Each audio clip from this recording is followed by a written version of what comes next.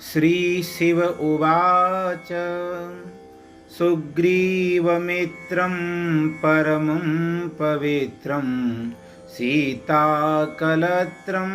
नवमेघगात्रं कारुण्यपात्रं शतपत्रनेत्रं श्रीरामचन्द्रं सततं नमामि। संसारसारं निगमप्रचारं धर्मावतारं व्रतभूमिभारं सदा विकारं सुखसिन्धुसारं श्रीरामचन्द्रं सततं नमामि। लक्ष्मीविलासं जगतां निवासं लङ्काविनाशं भुवनप्रकाशं भूदेववासं शरदिन्दुहासं श्रीरामचन्द्रं सततं नमामि। मन्दारमालं वचनेरसालं गुणैर्विशालं हतसप्ततालं क्रव्यादकालं सुरलोकपालं श्रीरामचन्द्रं सततं नमामि।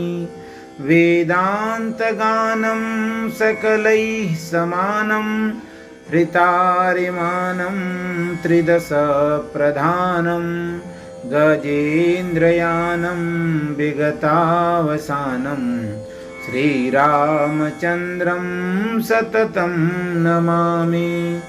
श्यामाभिरामं नयनाभिरामं गुणाभिरामं वचनाभिरामं विश्वप्रणामं कृतभक्तकामं श्रीरामचन्द्रं सततं नमामि।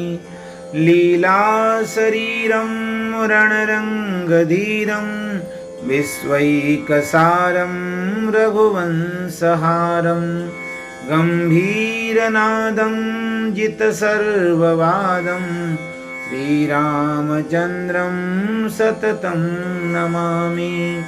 खले कृतान्तं स्वजने विनीतं सामोपगीतं मनसा प्रतीतं रागेण गीतं वचनादतीतं श्रीरामचन्द्रं सततं नमामि।